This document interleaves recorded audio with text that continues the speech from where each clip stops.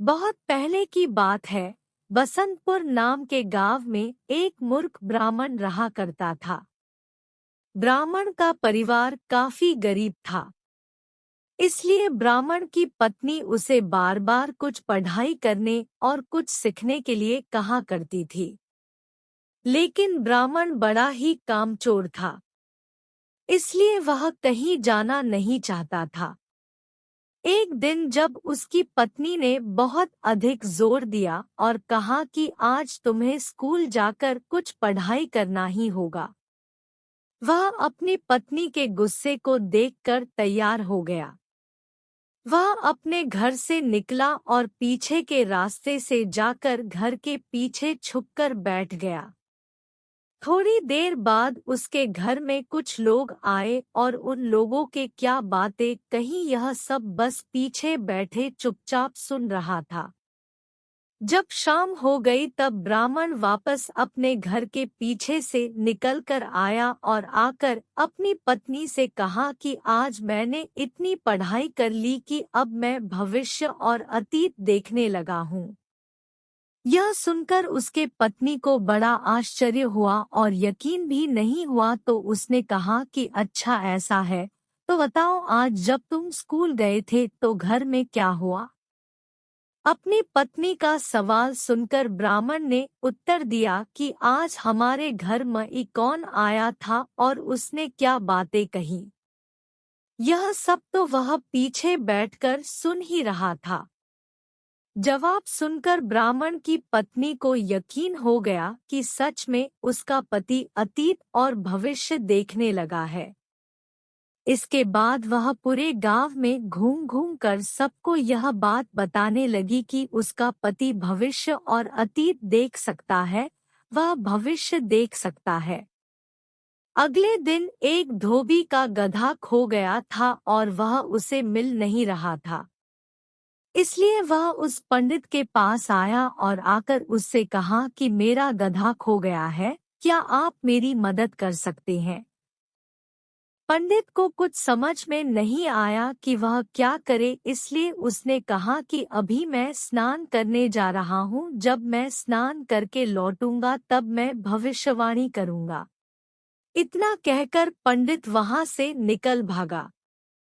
जब वह रास्ते में जा रहा था तब उसने देखा कि एक गधा खेत में घास खा रहा है। यह देखकर पंडित ने अपने आधी धोती को फाड़ और उससे उस गधे को वहीं बांध दिया और दौड़ा दौड़ा घर वापस आया और बैठकर भविष्यवाणी करने लगा कि चने के खेत में तुम्हारा गधा बंधा हुआ है, जाकर उसे पकड़ लो। पंडित की बात सुनकर धोबी चने के खेत में गया और उसने देखा कि हाँ, सच में उसका गधा चने के खेत में बंधा खड़ा हुआ था। अपने गधे को वापस पाकर धोबी बहुत खुश हुआ और उसने पंडित को काफी दान दिया। धीरे धीरे पंडित काफी प्रसिद्ध हो गया और बहुत लोग उसे जानने लग गए। एक दिन राज्य के महारानी का एक नौलखा हार चोरी हो जाता है। राजा को कुछ समझ नहीं आती कि अब वह क्या करे। राजा के मंत्री राजा को सलाह देते हैं कि उसे उस भविष्यवक्ता पंडित के पास जाना चाहिए। राजा उस भविष्यवक्ता पंडित को अपने राजमहल में बुलाता है। पंडित कहता है कि ठीक है, मैं अगले दिन राजमहल में आऊंगा। पंडित के आने के खबर से चोर काफी डर जाता है। चोर को लगता है कि जब पंडित भविष्यवाणी कर देगा और राजा को पता चल जाएगा कि यह हार मैंने चुराया है, तो मेरा मरना तय है।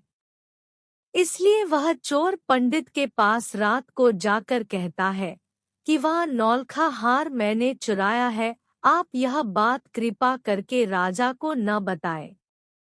इसके जवाब में पंडित कहता है कि ठीक है, मैं यह बात राजा को नहीं बताऊंगा, लेकिन तुम यह नौलखा हार मुझे दे दो। चोर ने हार पंडित को दे दिया। पंडित हार को ले जाकर राजमहल के बगीचे में एक एक चिड़िया के घोंसले में ले जाकर रख देता है। सुबह भविष्यवाणी करते वक्त पंडित कहता है कि महारानी का हार एक चिड़िया के घोंसले में रखा हुआ है। राजा ने अपने सैनिकों को उस चिड़िया के घोंसले में जाकर देखने को कहा। राजा के सैनिक चिड़िया के घोंसले में देखने गए। वहां उन्होंने महारानी का हार देखा। अपने महारानी का हार मिल जाने से राजा बहुत खुश हुए। उन्होंने ब्राह्मण को काफी दान दिया, जिससे ब्राह्मण का घर खुशी खुशी चलने लगा और उनकी गरीबी भी दूर हो गई। दोस्तों, आप सभी से अनुरोध है कि वीडियो को लाइक करें, दोस्तों को शेयर करें और चैनल को सब्सक्राइब करें।